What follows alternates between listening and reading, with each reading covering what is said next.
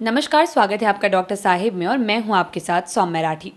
Doctor Sahib के आज के एपिसोड में हम ये जानने वाले हैं कि बच्चों में अगर किडनी की कोई बीमारी हो जाती है तो उसका इलाज किस तरीके से किया जाता है, इलाज से जुड़ी क्या क्या महत्वपूर्ण चीज़ें हैं जो माता पिता को पता होनी चाहिए।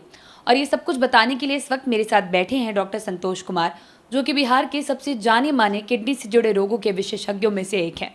सबसे पहले डॉक्टर साहब नमस्कार, बहुत बहुत स्वागत है आपका। धन्यवाद सौम्या जी। डॉक्टर साहब, आप हमें कई एपिसोड्स में बच्चों में होने वाले किडनी की बीमारियों के बारे में बता चुके हैं, बीमारी पकड़ में कैसे आएगी आपने ये भी बताया है। आज मैं चाहूँगी आप हमारे दर्शकों को ये बताएं कि इलाज जो है वो किस तरीके से होता है। इलाज को हम लोग बेसिकली बच्चों में जो इलाज है किडनी से रिलेटेड जो भी डिजीज है उसके लिए वो डिपेंड करता है कि कौन सा बीमारी है, कौन सी बीमारी है और उसके लक्षण कितने हैं और कितनी सिवियरिटी के साथ है। बहुत सारी बीमारियों का तो हम लोग केवल फॉलोअप करते हैं, इलाज की ज़रूरत नहीं पड़ती है, रेगुलर देख रेख में पेशेंट को रखना पड़ता है।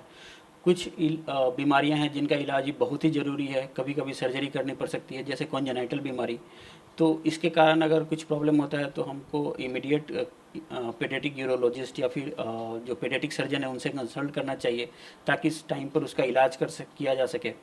दूसरी होती है कि बार बार यूरिन में इन्फेक्शन होना, कभी कभी रिफ्लेक्स डिजीज बोलते हैं हम लोग, तो उस कंडीशन में आपको रेगुलर एंटीबायोटिक प्रोफाइलेक्सिस पे रखना पड़ता है बच्चों को। तो वो डोज एडजस्टमेंट और कितना होना चाहिए, कब कब देना है, क्या क्या लक्षण है, वो एक बार रेगुलर अपने नेफ्रोलॉजिस्ट के साथ कंसल्ट में रखकर हम लोग उसको डिसाइड कर सकते हैं।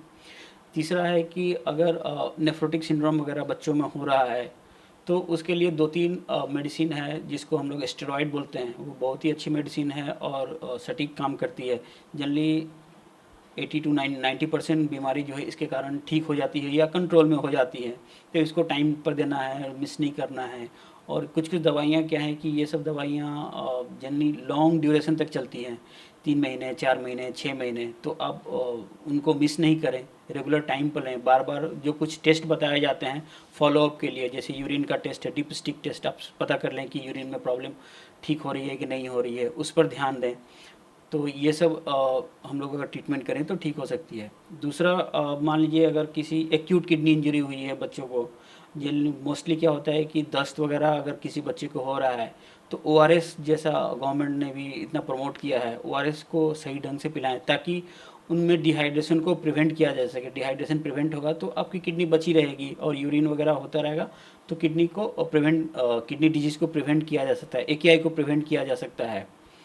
ठीक है जी डॉक्टर साहब, इसके अलावा और कोई ऐसे ट्रीटमेंट के तरीके हैं जिनके बारे में पेरेंट्स नहीं जानते हैं, क्योंकि जनरली जब बात बच्चों के इलाज की आती है तो माता पिता काफ़ी घबराते हैं। तो इलाज से जुड़ी कुछ ऐसी ज़रूरी चीज़ें जो माता पिता को पता होनी चाहिए। जैसे एक हो गया कि जैसे मैंने बताया सर्जरी के लिए अगर कॉन्जेनाइटल प्रॉब्लम है जिसके कारण किडनी डैमेज होने की संभावना है तो आप घबराइए मत, सर्जरी आराम से कराइए, कोई प्रॉब्लम नहीं है, जल्दी किडनी ठीक होने की संभावना है। अगर इसको इलाज नहीं कराते हैं तो लॉन्ग टर्म में ये सीकेडी में कन्वर्ट हो जाता है और किडनी ख़राब हो सकती है। फिर आपको या तो डायलिसिस पे जाना पड़ेगा या ट्रांसप्लांट कराना पड़ेगा।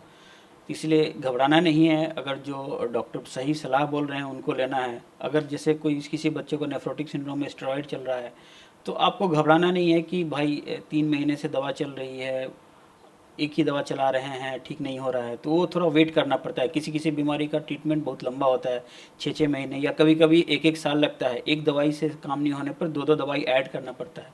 तो पेशेंस रखें और धीरे धीरे बीमारी ठीक हो जाएगी। जी, उम्मीद करती हूँ कि डॉक्टर साहब ने जो बातें बताई हैं आपने उन्हें ठीक तरीके से सुना और समझा होगा।